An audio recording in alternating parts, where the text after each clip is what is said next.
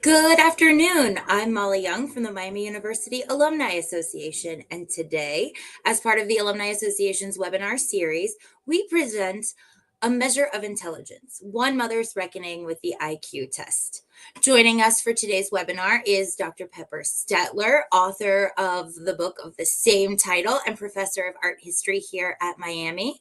Welcome to you, Pepper, and thank you for being here to share your book and your experience and your research. We are excited to hear about it. So I'm going to turn it basically right on over to you to get us started. Great. Thanks, Okay. Molly. And thanks so much to you for setting this up and for having the Alumni Association give me this opportunity to speak to all of you about my book. Hello, everybody out there. I'm really excited to be with you from my office at Miami University. And I just realized that it is the first Wednesday of the month, that the tornado sirens just started as the test for the month in the background. So if that's what you might hear in terms of background noise going on. But I'm really excited to be with you today and tell you a little bit about my book that I recently published. It's published in August of this year, and it's called A Measure of Intelligence, One Mother's Reckoning with the IQ Test. And first of all, like I'm an art history professor here at Miami, but this book has nothing to do with art history, really. This is one of the kind of beauties of tenure, is that having tenure, it gives you a kind of freedom to write about other things that are important to you. And in this case, something that I think needs to change about the world, and something that I think is deeply meaningful to us today. So I start the book with a scene of my daughter Louisa's first IEP meeting. And for those of you that might not know out there, an IEP meeting is a meeting to kind of draft and plan an individualized education program. And kids with certain challenges and disabilities and need more help in the classroom are given an IEP, and this is a kind of document that outlines certain goals for a child over the course of a school year, and also outlines and describes the kinds of support and help that child might need to get access to a classroom with their peers. So in many cases, it's a document that was started with the Individuals with Disabilities in Education Act around 50 years ago, that was centered on giving children with disabilities access to public education, something that they've struggled to do for most of the history of this country, for reasons that I'm going to explain and talk about in a little bit. So we were sitting at this IEP meeting for my daughter, Louisa, who has Down syndrome, just before she started kindergarten. And this was really the first time that I had ever been in a situation where I had to face IQ tests and think about what they meant and what kind of information they claimed to be giving us. So like at that meeting, I must have agreed to the school giving her an IQ test. I'm sure I was presented with some sort of form to sign before this meeting, but I never really remembered that happening. It was just like another form that parents are handed, and I wasn't really paying attention until we got to this meeting. And I was, as part of her evaluation for needing an IEP, she was given a series of IQ tests and cognitive tests by the school psychologist. And I knew a little bit about the history of IQ tests. I knew that they were associated with the eugenics movement in the early 20th century, but like certainly I didn't uh, believe that the school psychologist at my daughter's school system was doing something that nefarious, right? I didn't really think there was anything objectionable going on. They were simply, doing what they needed to do to give my daughter access um, to the educational environment that she needs among her peers. So like also something that struck me in this meeting was that the test results didn't really seem to provide any new information about how Louisa learned, anything that couldn't really uh, be learned through observation of her in the classroom. And this is, something that's rather unique, and I want to point out about having a diagnosis of Down syndrome, in which the disability, or at least the diagnosis, is something that can be kind of identified on a karyotype, right? Like she has 3 copies of the 21st chromosome, and you can kind of see in an objective way um, what seems to be at the heart of some of her learning challenges.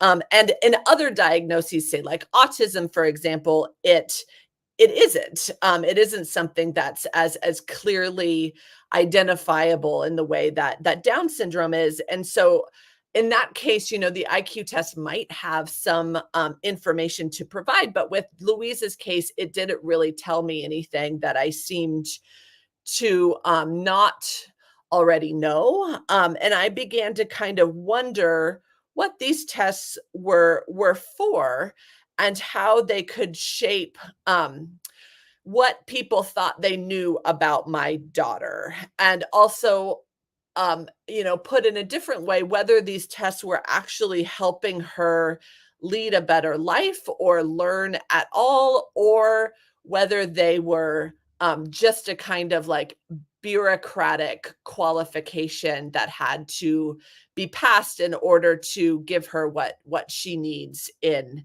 school.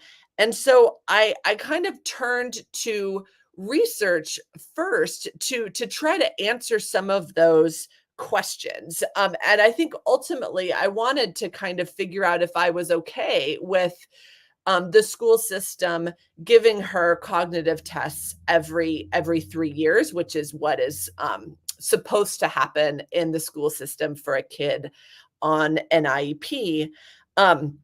So that's how I kind of got to the book. And so today, in the next maybe like 25 to 30 minutes or so, I wanted to just tell you a little bit about what I want people to think about when they're reading my book, and maybe even where I ended up on this question about whether or not my daughter should be given an IQ test at all. And then at the end of what I wanted to say to you today, I'm really happy to have a conversation and hear what you have to say about my argument, and also any kinds of experiences that anyone out there might have had with cognitive assessment and how they feel about it. I would love to hear that too. So um, for researching this, I really started out by researching to try to kind of answer these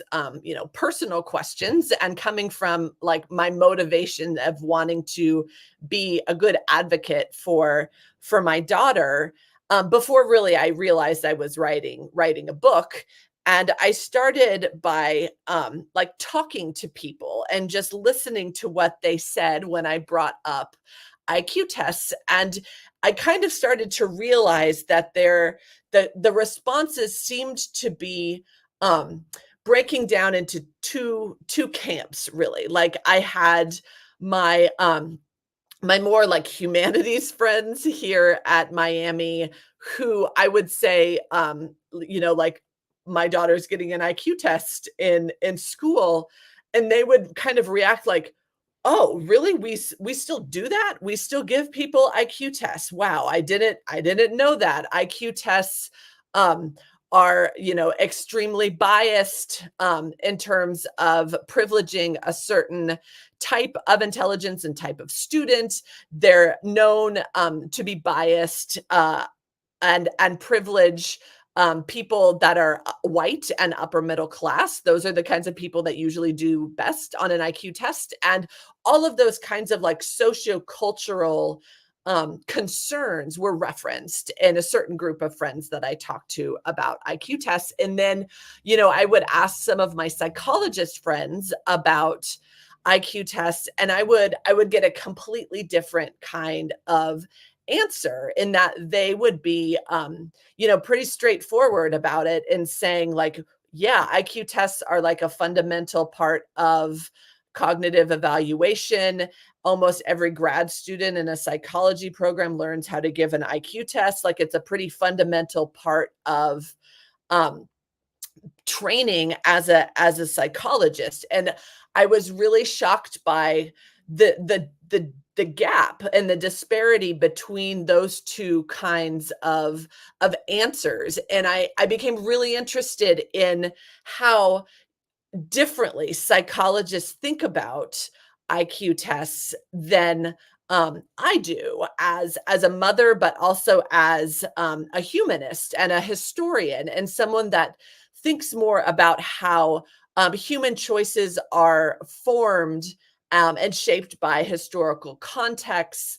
And I think about biases and issues of power with particular choices and social structures and all of that sort of stuff. So um, I realized also through this that um, I wanted to write a book that offered a different kind of perspective or voice on IQ tests. I didn't want to write a book where I was like feigning being a psychologist, right? Like, I wasn't going to go get my PhD in psychology and then write this book. I'm not trying to be a psychologist in this book, but I also wanted to kind of argue for a different kind of authority and voice that could be told um, and listened to when we're talking about cognitive evaluation and assessment.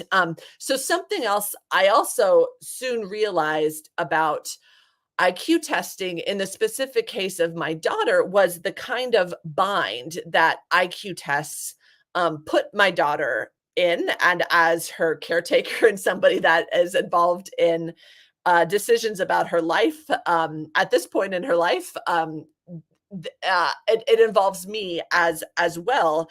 And this bind was kind of like the need.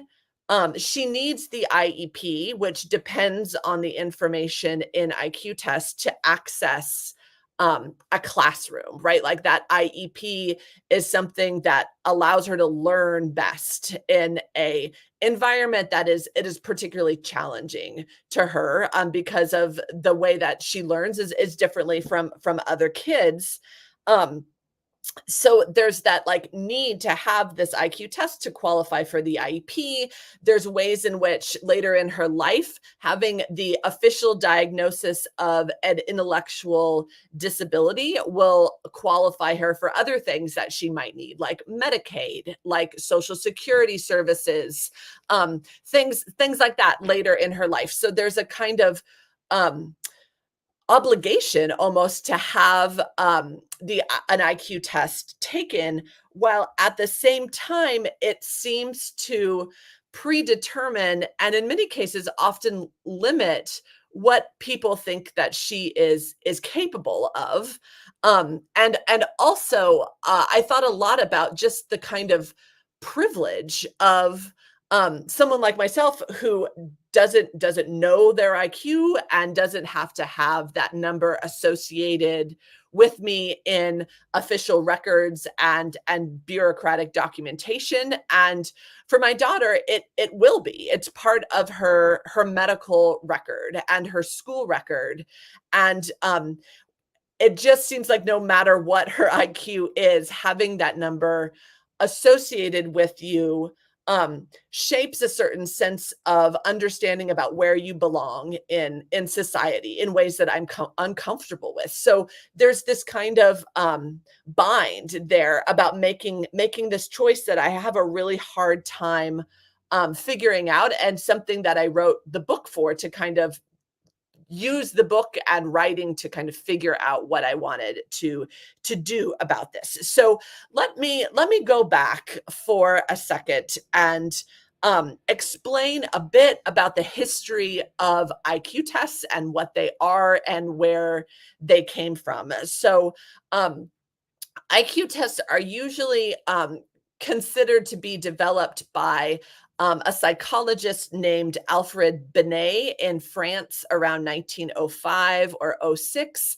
And he was asked by the French state to develop some way of helping students in public school that might need a little bit more help. So to identify, or to construct a test that would identify students that might need more help in public schools. France had just started requiring public education for all French children, and they wanted to use this test to see who needed more help. So Binet um, decided upon a number of different kinds of tests, things that look like games and often like don't look all that different from games we buy for our kids and our young kids today. And he developed through practice and really kind of trial and error a system to measure like when most children are able to do a particular task easily. So the kind of idea of age appropriateness. It would be, for example, age appropriate for a 5-year-old to be able to identify shapes and put particular puzzle pieces into a form board and know their shapes and be able to do that particular task. Uh, and so there, with that, Binet draws on, say, the idea of normal, right? What is normal for a 5-year-old to do? What are tasks that most 7-year-olds can do, for example? And his test was really uh, defined around this idea of age appropriateness. So around a few years later, around 1908 or so, there's a man named Henry Goddard, who's an American psychologist who travels to France and learns a bit about what Binet is doing, and learns from his tests and takes it back to where he's working as the director of research at what was kind of euphemistically called the Vinland Training School. It was basically an institution for children who were mentally different, or as the term was used in the era, feeble-minded, right? Children that had learning differences and learning disabilities and intellectual disabilities for most of the 20th century were institutionalized, right? So this is where Goddard is working, and he is interested in using Binet's idea of intelligence testing to be able to identify um, certain levels of feeble-mindedness among the students at the Vinland and the children at the Vinland Training School. And he's interested in doing this to segregate and remove these types of children eventually from the public school system. So in a way, kind of the opposite of what Binet was interested in doing. Goddard was interested in creating a sort of way of measuring intelligence to identify those who needed to be put into an institution. And he comes up with a kind of hierarchy of intelligence where he describes that people with intelligence no higher than a 2-year-old would be labeled an idiot. People with intelligence from 3 to 7 years old would be labeled an imbecile, and people with intelligence from 8 to 12 years old that sort of age range would be labeled a moron. And this last group was the most concerning group because he felt like these were the kinds of children who could easily slip through the cracks and be identified as normal in public school, even though they really weren't. Like they were kind of close enough to pass for normal. So we start to see ways in which IQ tests and the way we think about intelligence surrounding them is really ingrained in these ideas about segregation and discrimination of people with intellectual disabilities in the early 20th century. It goes even farther than that at the hands of Goddard, and that he was a very vocal eugenicist and argued for how American identity and progress depends on our ability to sterilize and prevent the breeding of people with intellectual disabilities and the feeble-minded, as he called at that time. He identifies in his research an astounding 18% of children were feeble-minded in his studies, which is an unbelievably large, an unrealistic amount of the population. And he advocated for this need for separation and isolation of them from their peers. He also takes his research and his IQ testing to Ellis Island and is interested. The government actually funds his research to figure out how many feeble-minded immigrants are entering into the country around 1911. So he gives intelligence tests to those passing through Ellis Island, and comes up with the research conclusions that 79% of Italians, 80% of Hungarians, 83% of Jews, and 87% of Russians entering Ellis Island are feeble-minded, right? What seemed the most shocking to me was the way in which the public just seems to buy this. Like they don't bat an eye at the idea that 18% of children in public schools are feeble-minded. They don't seem to pause at the idea that these high percentages of certain ethnicities and races coming into the country are feeble-minded. They never think about how maybe when somebody is getting off a long transatlantic journey and don't speak English might not be the best time to give someone an IQ test. But instead, what happens is there's this kind of rampant racism and eugenics in the early 20th century in the United States that is informed by what seems like the scientifically objective evidence of IQ testing, right? So this is one of the things that's most powerful about IQ tests is that it seems so so accurate, and it seems like it is based in some sort of objective scientific testing. And, this is one of the biggest things I have to reckon with in my book, is whether or not I'm comfortable with my daughter having these tests that have this horrible legacy to them. And I also in the book talk about like how much psychology has changed. And I do not think that all psychologists today are eugenicists, but I do think that there's a kind of reckoning that needs to happen with this history. So for example, I write in the book, on October 29th, 2021, the American Psychology Association issued an apology to people of color for its role in promoting and perpetuating racism and human hierarchy in the United States. But it has never issued a similar apology to people with intellectual disabilities for the field's role in eugenics and the use of IQ tests to perpetuate such a deeply immoral approach to psychological research.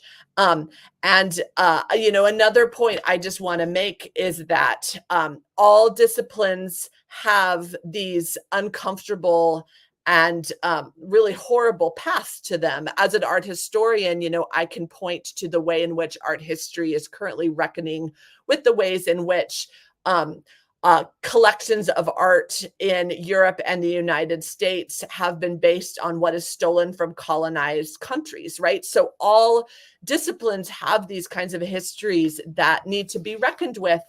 But I want psychologists to read my book and think about their own history of IQ testing and the harm it has done to the way that we see people with intellectual disabilities in the world today. So ultimately, I kind of came to the conclusion in the book that even if I, resisted the policy to give Louisa an IQ test every 3 years, it wouldn't really alleviate from the broader social and cultural impacts of IQ testing, which are much less noticeable, but nonetheless incredibly pervasive in how we think about intelligence and the opportunities determined by our way of thinking about intelligence.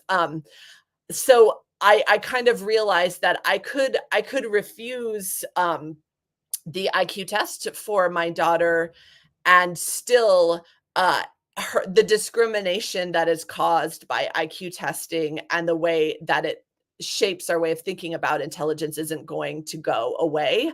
What would need to happen is for a kind of larger rethinking about how we value intelligence, and the way that we think about intelligence is ingrained in every one of us. Even if you have never taken an IQ test, the way it frames a certain idea of intelligence impacts our lives. And I wanted to go back to that first IEP meeting that I mentioned at the beginning to give you an example of that. So the school psychologist presented me with Louisa's test scores and basically, said her IQ is low. She has Down syndrome, so it's low. But it's actually high for a kid with Down syndrome. And um, I realized after a while that I had responded, in my head at that moment, I could kind of thought like, yes, like it's high for a kid with Down syndrome. Like this is good. I've done something good as a parent. I felt like, and I really had to reckon with the fact that my identity as a professor, as someone that has done well in school my whole life, annoyingly so to me now. Um, these types of things instill in me a certain sense of value, right? So I am constantly struggling with my understanding about how we have chosen particular things to value in intelligence. Um, and knowing that those sorts of values are basically set up to not give Louisa access to things like jobs and educational opportunities and so forth, and knowing the kind of horrific history and harm done by this system of intelligence, while at the same time I deeply identify with the system of intelligence, right? Like I want her to do well on tests, even though I know that these tests are no good measure of what she knows or no good measure of her human value or worth. I still want her to do well on tests, right? So I constantly, even after writing a 300-page book on it, still struggle with that, how test scores have such a hold on us with and have such a ingrained in us such a sense of meaning about what high test scores mean. It has everything to do where we think we belong in society, socioeconomically and culturally. And it has everything to do with what we value in our world. So there's that kind of struggle that I often have between, wanting to honor who Louisa is and how she contributes to this world.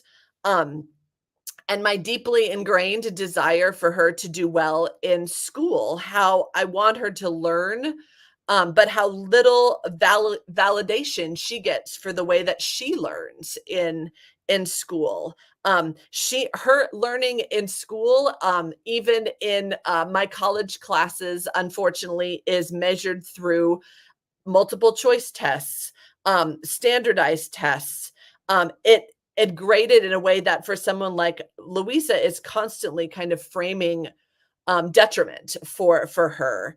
And I want to kind of talk about two examples from the book that I want you to think about more. And these are kind of two examples of how the IQ test has shaped a particularly discriminatory way of thinking about intelligence. The first has to do with subminimum wage. I bet many of you out there have never heard of subminimum wage or 14C certificates. So this is something, 14C certificates were put into law with the 1938 Fair Labor Standards Act, the same act that defined a federal minimum wage, created child labor laws, but it also allowed for people with disabilities to be paid less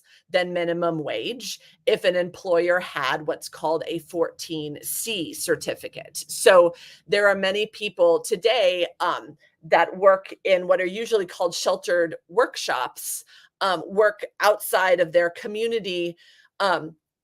And what usually happens is that daycare providers for people with developmental disabilities contract out work for companies, for people in sheltered workshops to do things like put certain parts together or sort things into different bags. And it's a incredibly demeaning assumption about the ability of people with mostly intellectual disabilities to contribute to their communities. But I also wanted to have you think about this in another way, which is that the Fair Standards Labor Act states, and it's kind of explaining here how the subminimum wage of a person working in a sheltered workshop is determined.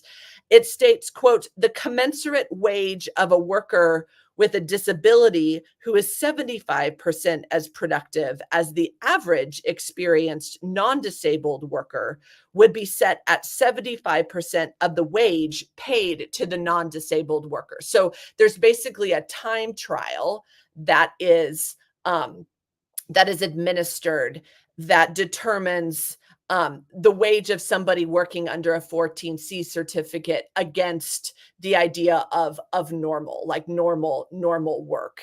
And again, like this highlights to me the ways in which normalcy is valued above all in our society, and the ways in which things like efficiency, productivity, short-term memory, working speed, all of these things that IQ tests also value as intelligence, are things that are valued in our workforce as well, and therefore limit the opportunities for people with intellectual disabilities that don't live up to our ideas of normal in that sense. So 20 states have taken steps to eliminate or phase out subminimum wage programs.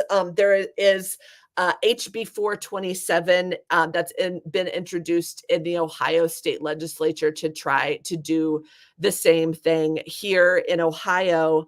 But I want to change these laws as a move to thinking about employment differently, to valuing different things about employees, to valuing community, valuing other things that people can bring to a workplace besides productivity and efficiency and a kind of bottom line sense of capitalism that's caused this discrimination against people with intellectual disabilities.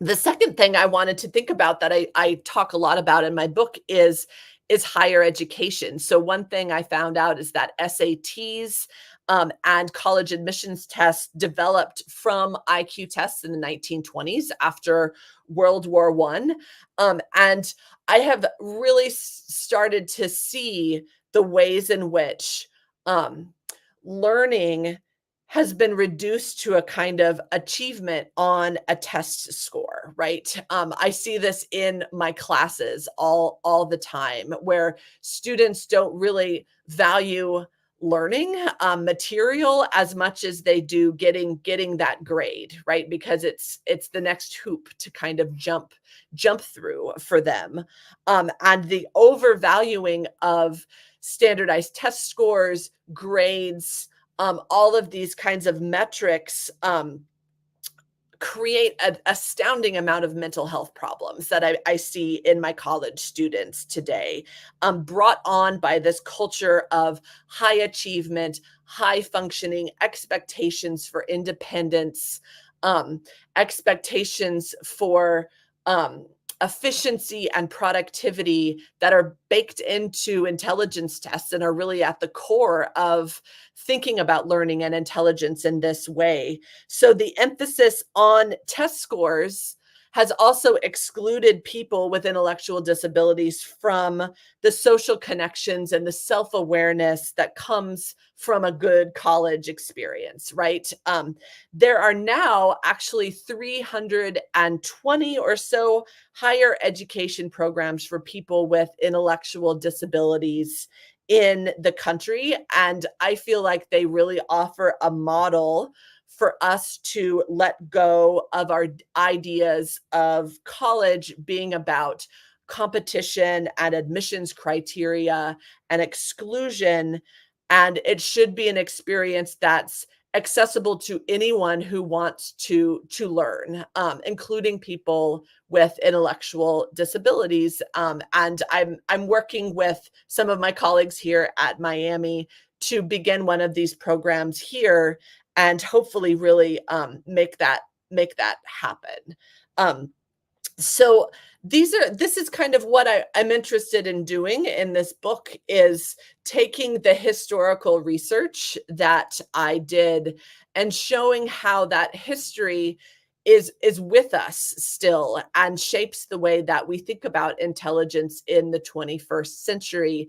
Even though most of us are not going around advocating for eugenics and the more kind of blatantly horrific outcomes of IQ testing anymore. But those sorts of values that are instilled in IQ tests are still with us today and shape our world in a lot of ways. So another thing I wanted to kind of mention and start closing here and moving towards questions was just like what I think needs to change and what I want the world to look like. And I had the great honor of talking to lots of psychologists when I was researching this book, many who were working towards changing what we think we understand through the information gathered in an IQ test.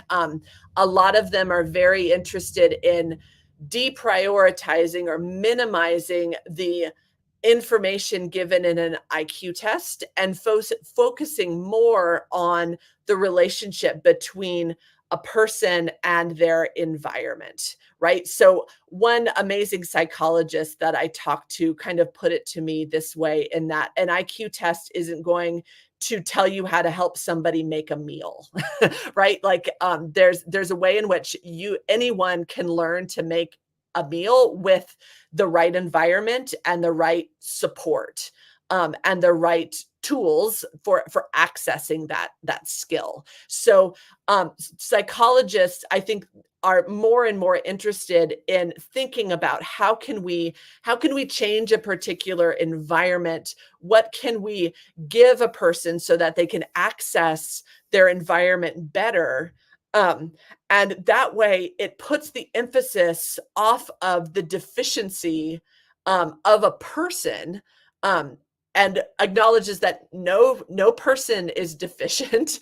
Everybody has their own value and unique value for our world, but puts the emphasis on, like, what can we change about the world to give people more access to what they need, to lead the most fulfilling life possible. Um, and I wanted to just end by kind of reading two excerpts of the book. So the first excerpt here kind of follows from what I just said, and how I'm what I'm asking for in a better future for all of us. So um in order for a broader paradigm shift to occur, we would have to value the people who work in disability care professions and pay them more so that there is consistency and expertise in these positions. We would need to train educators, from kindergarten teachers to college professors, to teach all types of learners. Employers would have to value community investment and inclusive workplaces over efficiency, speed, and the size of their profit. Doctors would need to listen to patients with disabilities, involve them in medical decisions, and see that life with a disability does not make it less valuable. It would involve taking this new logic beyond the field of psychology and considering how it might inspire a shift in the way we think about our priorities. It would require us to move away from high stakes testing and reevaluate what we think these tests are telling us.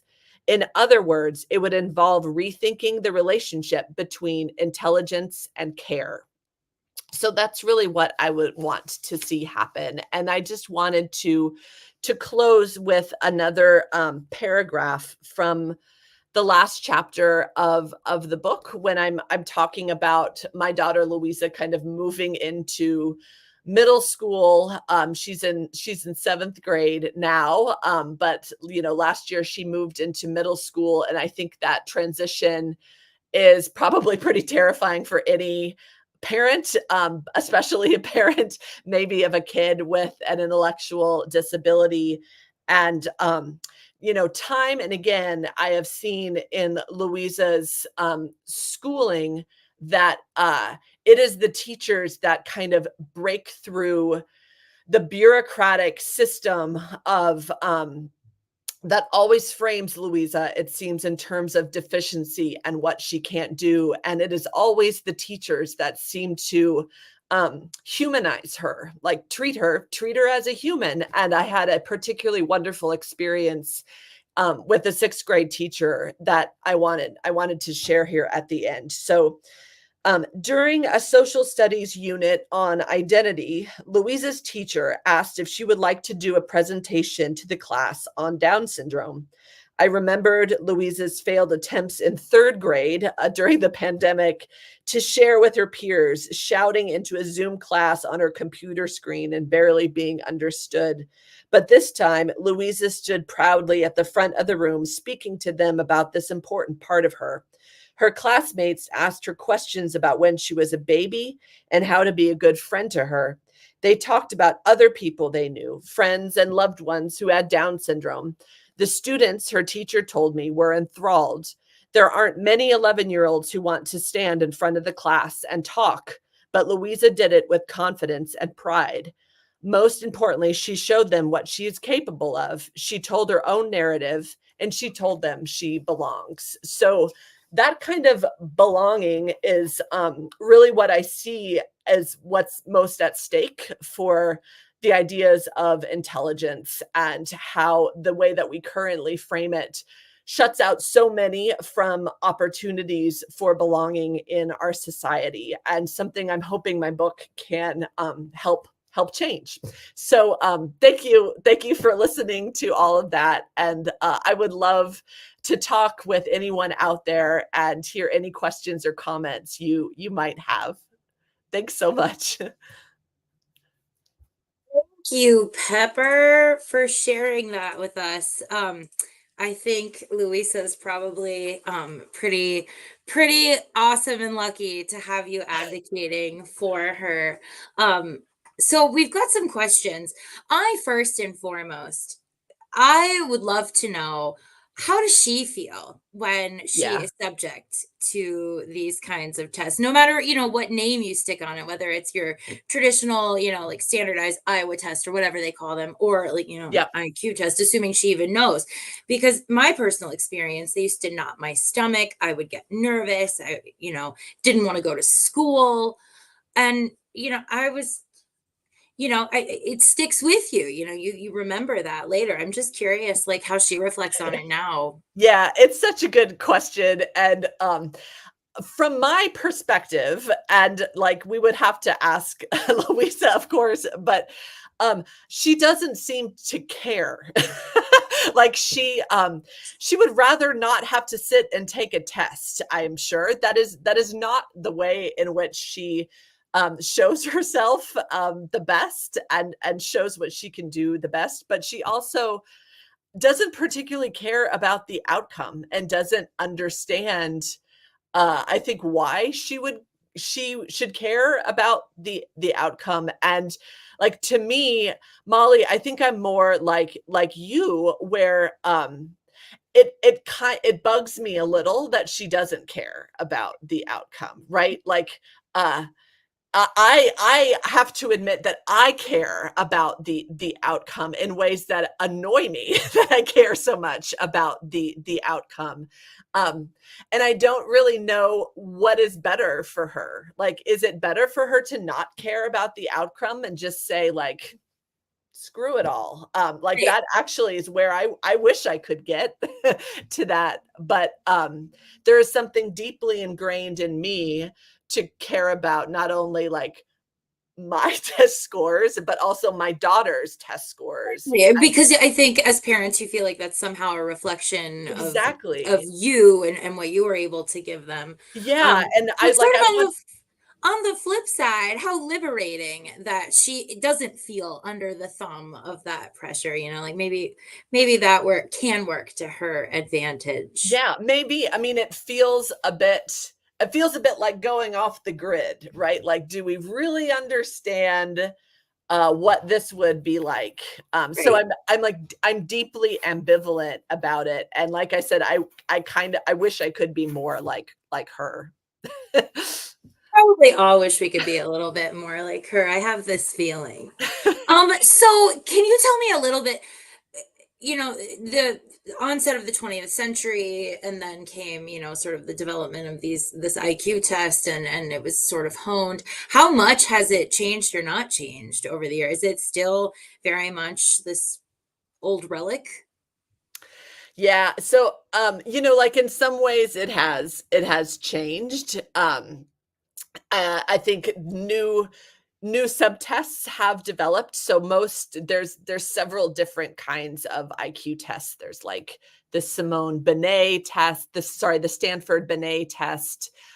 There's tests that were developed by a psychologist kind of in the mid 20th century named David Wexler, that are used pretty quite often, and are widespread. But like, basically they're the same. I think there are things about the subtests that have changed and been revised. All of these tests have kind of gone through different editions. And have been revised. Things about scoring have been revised, but they're kind of basically the same. As part of my research for this test, I went and had an IQ test given to me. I took an IQ test, and one thing that was the weirdest part of the exam to me was like um what seemed like playing Jeopardy or something like that, and then which I was given lots of questions about, like, who wrote Alice in Wonderland, who was Martin Luther King Jr., how many miles is it from Earth to the sun? All of these questions that were seemed to be very specific to a kind of American education and a white American cultural identity that it seemed to be testing me on. Um, but like I said, the tests don't seem to have changed much. But I think the way that psychologists understand the information in tests has evolved quite a bit, in the sense that I do not think that psychologists are eugenicists anymore. I think psychologists are generally interested in how this information could actually help somebody. Okay, well, this might be a good segue then. So somebody asked about the idea of like multiple intelligences. Do you Sure. believe that there's a way to like account for sort of varying degrees of multiple intelligences built within that IQ test, or is there a better way? Is there, if there has to be a measurement for our kids to get the access they need, what's the better alternative? Yeah, I mean, sure, I'm all for multiple intelligences, right? Like, something that comes up so much, and I think about a lot, is like if there was some sort of valuing of empathy and social connection. Louisa would be a genius of it, right? Like, but that's really not the way that the world works, right? Like, we do not value community and social connection as much as we value our our ideas of intelligence, and that values, independence over interdependence. It values productivity, all of these kind of capitalist values. Um, and like, yeah, we can totally think about multiple intelligences, but I also feel like we need to focus on the the the way of thinking about intelligence that's still deeply ingrained in us, and undoing that, as well as thinking about other kinds of intelligences. And another thing I would love to think about is like, why is what is measurement for? Measurement is for comparison, and there's lots of good reasons for measurement, as well. But I think the important thing is to realize that, what we're measuring is not something like a heartbeat or a breath or something biological. It is a kind of collection of skills and traits that humans have determined are important, right? And that's actually a powerful idea, because it means that humans could decide on different things to be important as well. Absolutely. Well, I would like to think that like some emotional intelligence and being an empath will get you far in life. So Yes. I think in everyone, those are really important. So glad you got a genius, Pepper. So here's another question. Is there any sort of a movement to sort of do away with this method of evaluation? I mean, if you were to refuse to say, no, I don't want her to have this, what is essentially going to be a scarlet letter, somewhere in her that will Mhm, follow her, mhm. all for the rest of her days. What happens? And is there anyone other than, sort of you trying to move the needle here? Yeah, I'm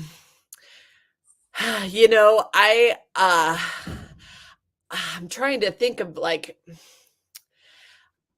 I think that there more and more something that happens, but hopefully, maybe the most realistic thing that we can ask is that fewer and fewer people pay attention to them. Like, if I was going to, ask the school district not to give Louisa an IQ test, I think it would I think it would become a legal battle. Like, I think I would have to get a lawyer.